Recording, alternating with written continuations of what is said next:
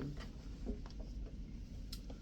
All right, well, good win tonight. You know, proud of our group, specifically the second half performance. Thought we played a complimentary game in that stretch. Obviously, went on a 21-1 run.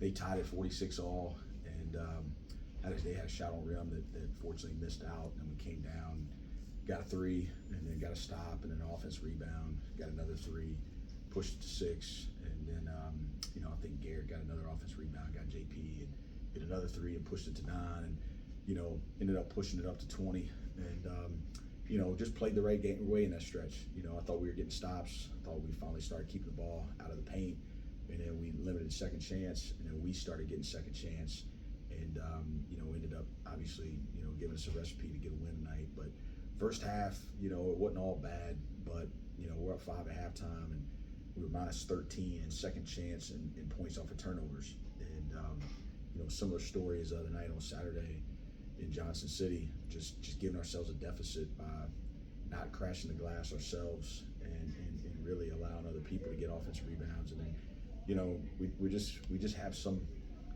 inexplicable turnovers, that just really are frustrating that we typically don't have around here, but we're giving the ball to the other team without it really being forced enough.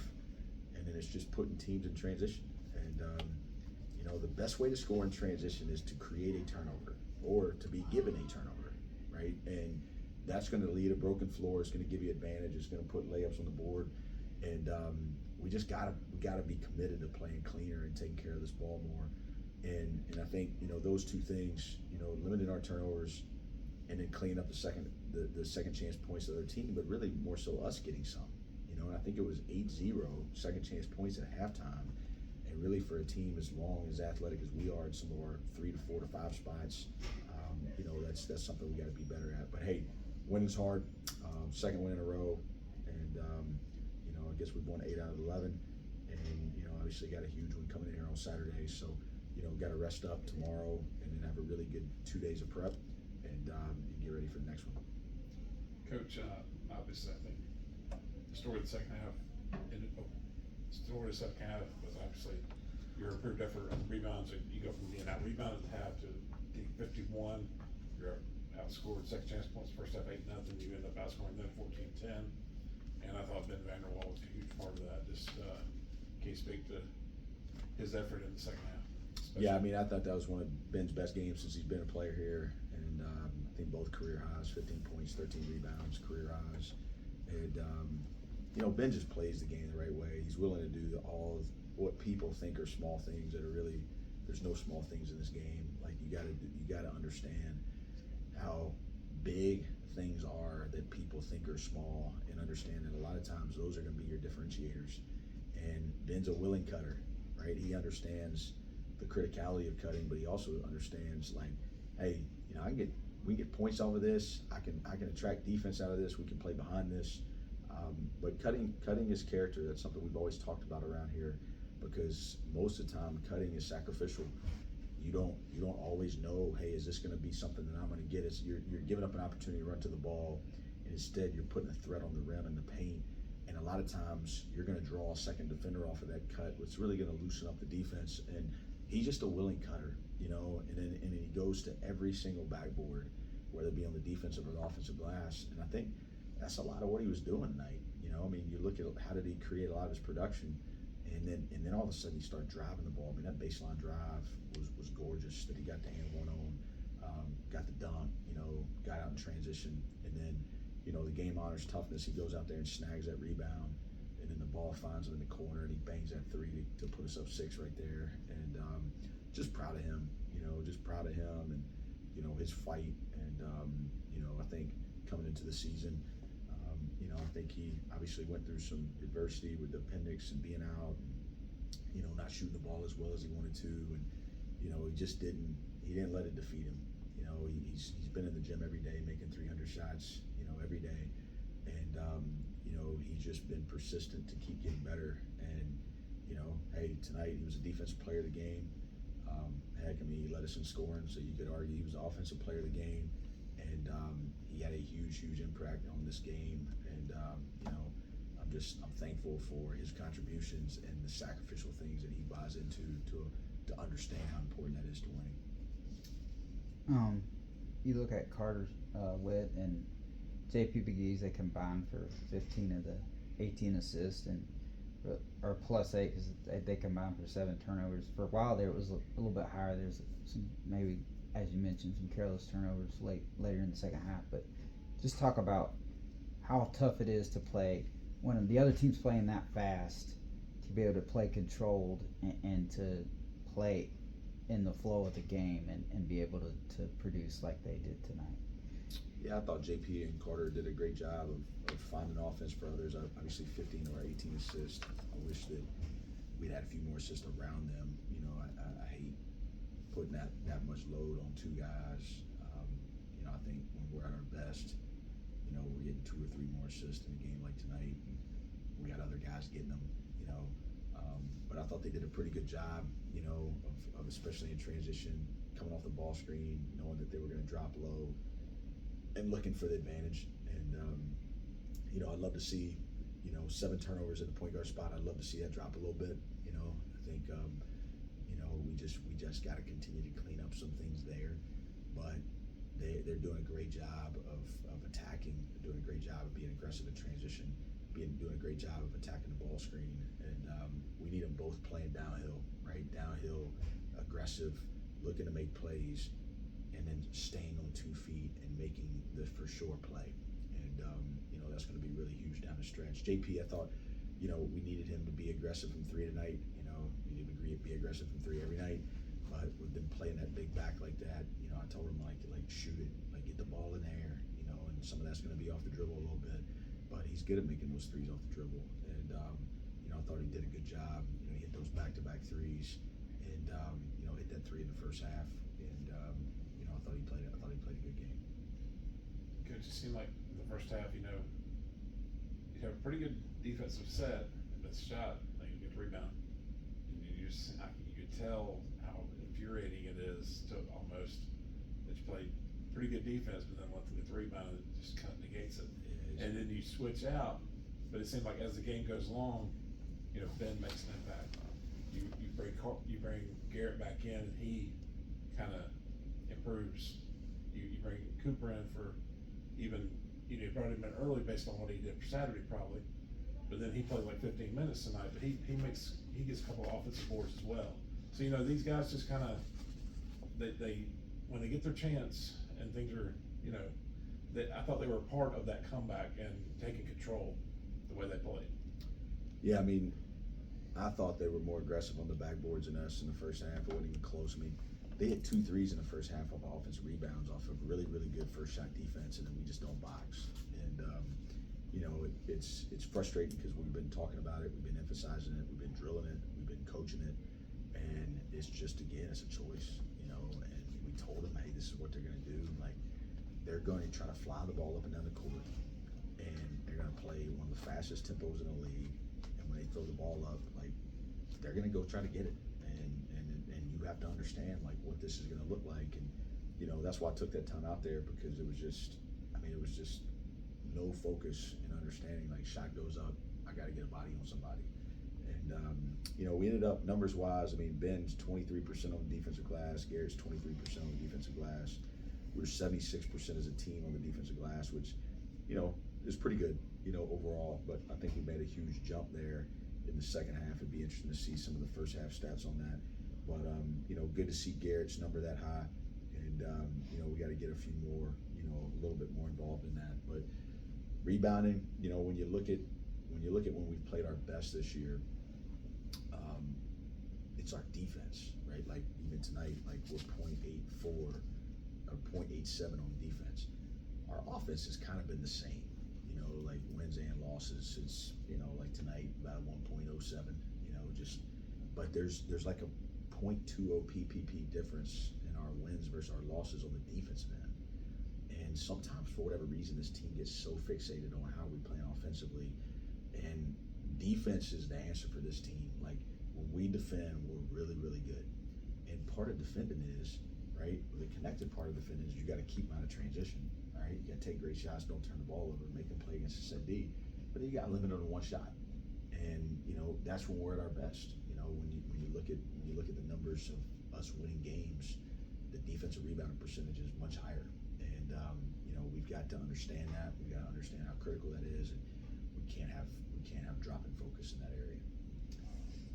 To that point of defensive play, VMI and ETSU are drastically different offensively.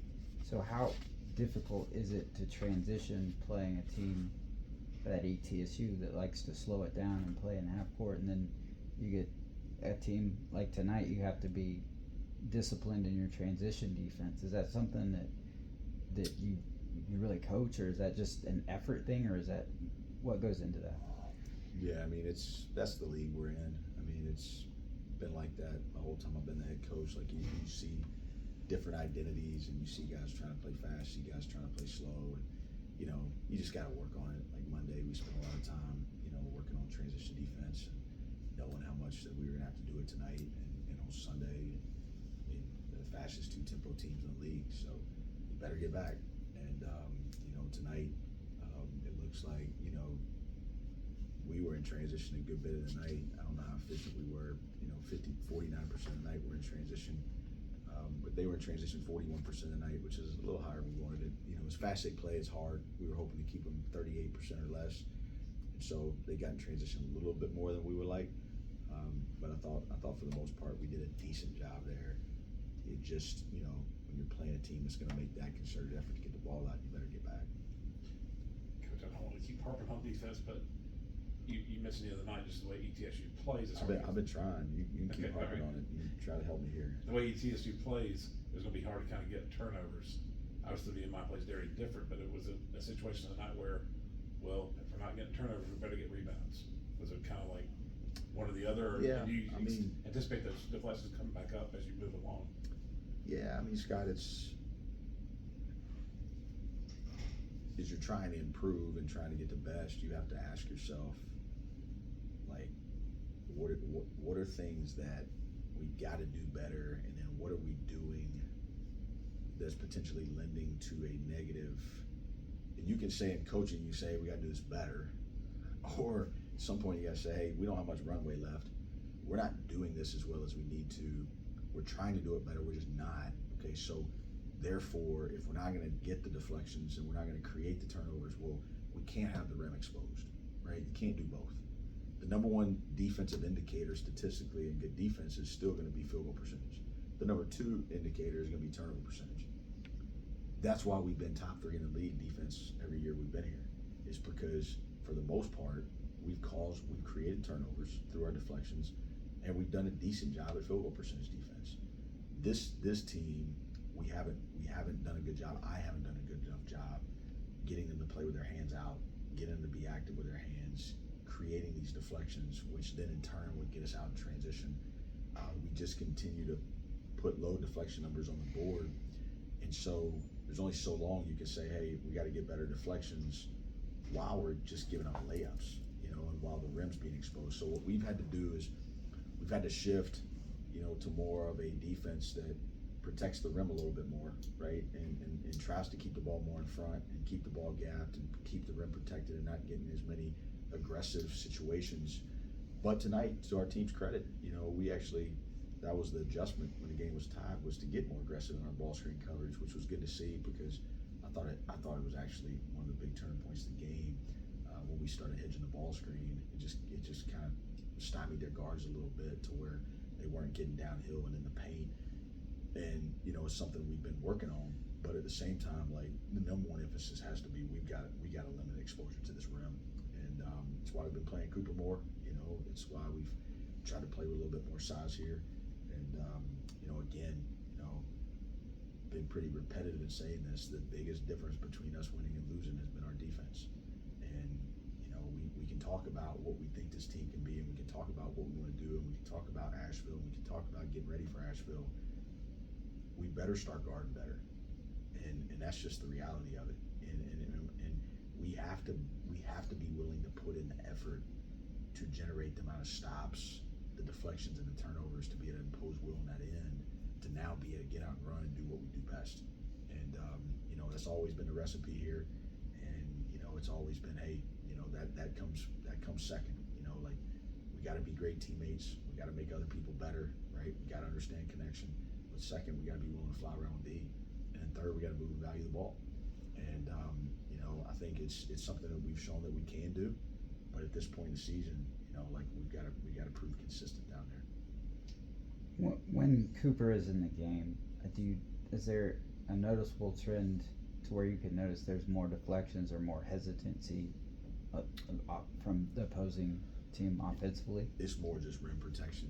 He's just so big. I mean, he got down there and blocked that shot tonight. A little bit harder to go around him. A little bit harder to score over the top of him. And I think it's just he's still learning different coverages. And he had a couple ball screen coverage breakdowns tonight in the first half. And but still, I mean, look, that's gonna happen. I mean, he's gonna make some mistakes, but we wanted to get him to 15, 16 minutes tonight. That was the goal, and I think that's going to stay the goal. I don't see that going backwards.